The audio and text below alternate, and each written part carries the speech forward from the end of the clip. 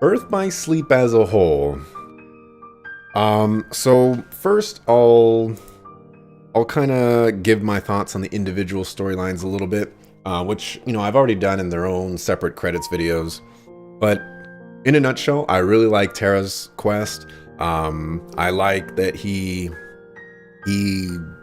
goes down a path of kind of being tempted by darkness, and that darkness is actually something that he needs to be wary of, I guess. And I like seeing Xehanort kind of screw with him and mess with his mind and whatnot. And you get some of the coolest fights as Terra. You get to fight the Master, which is a crazy, crazy fight. You get to fight Xehanort with Vanitas at the same time.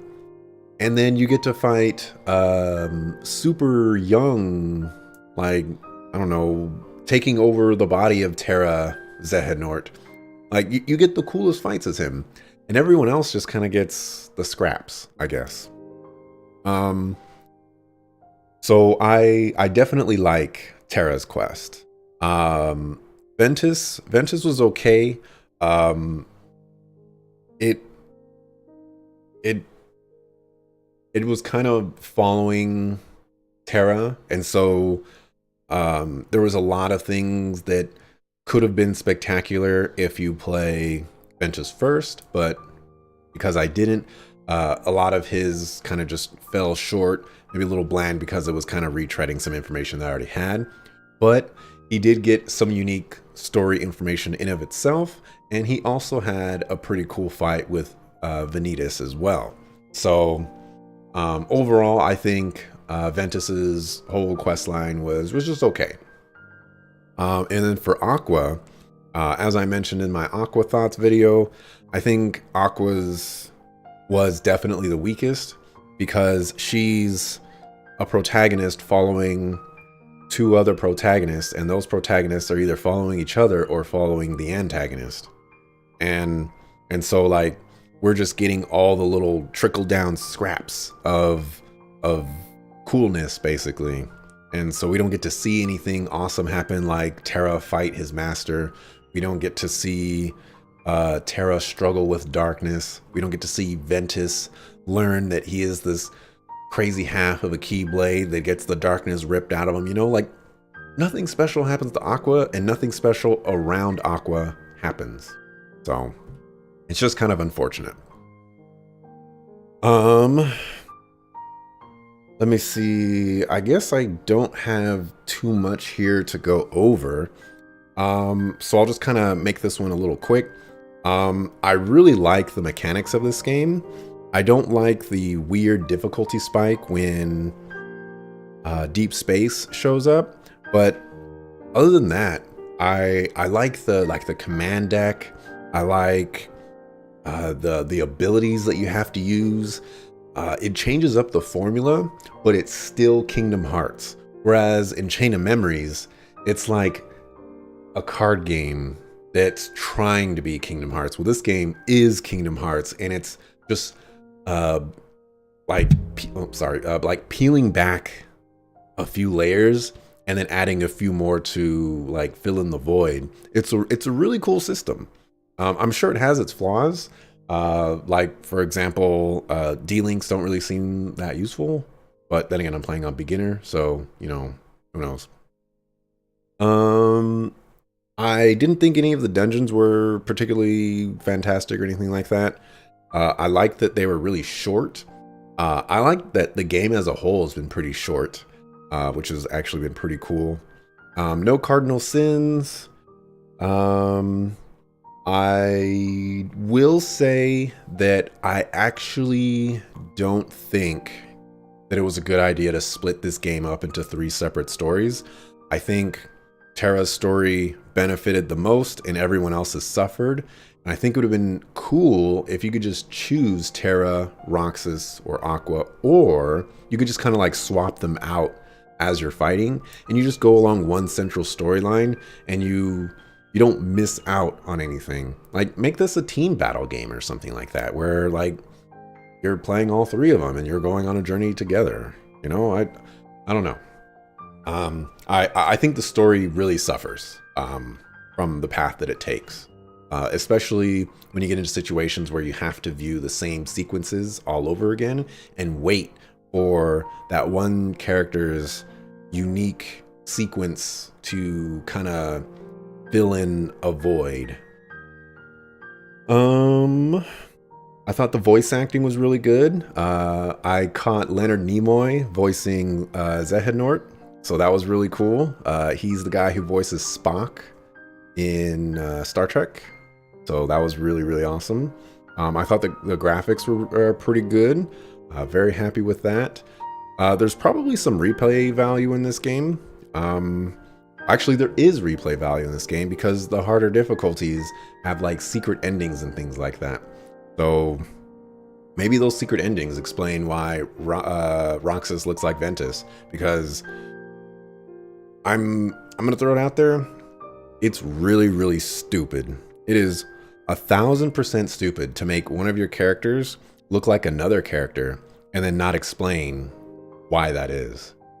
And on top of that, while I'm here on stupid stuff, the Keyblade,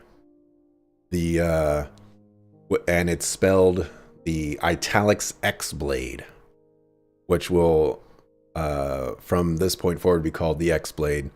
Whoever thought it was a really good idea to call this powerful artifact a Keyblade, but spelled Italics X Blade, is out of their mind. All right, you have Keyblade, like you have regular weapons. They're called Keyblades, and they're wielded by these special warriors, Keyblade warriors. You know, like this is something that you've already created. This is a canon thing, and so you're basically just going out of your way saying, oh, well, there's another kind of Keyblade out there, and it's the ultimate weapon. But you know what it's called? It's called the Keyblade. But let's make it even more confusing. It's pronounced Keyblade, but it's spelled an X that's italics dash blade.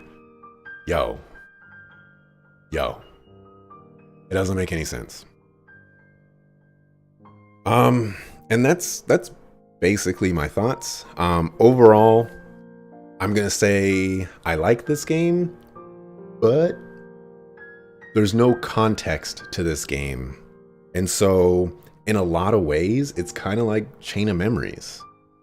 In a lot of ways, it's kind of like Recoded, where it just doesn't matter as a standalone, or it doesn't matter as a game up to this point. So, for example, if like all these games on this list up here, okay, if we played them in order again, Kingdom Hearts Chain of Memories, Kingdom Hearts 2, Recoded, then 358 over 2 days. Okay. There's a narrative going on there.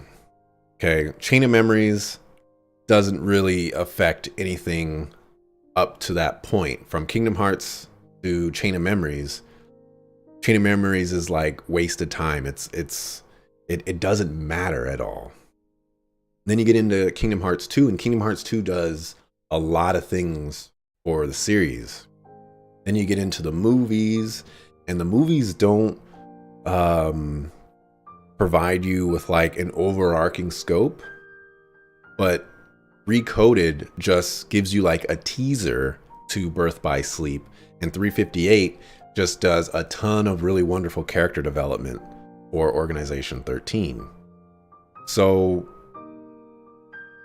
in a sense, Recoded is trying to justify the existence of Birth by Sleep, and it doesn't work for me. I don't think it's crazy for me to say that Birth by Sleep is a waste of time. If I stopped playing Kingdom Hearts at this point. And I want to say that I don't think it's a bad game. Like I said, I like the mechanics.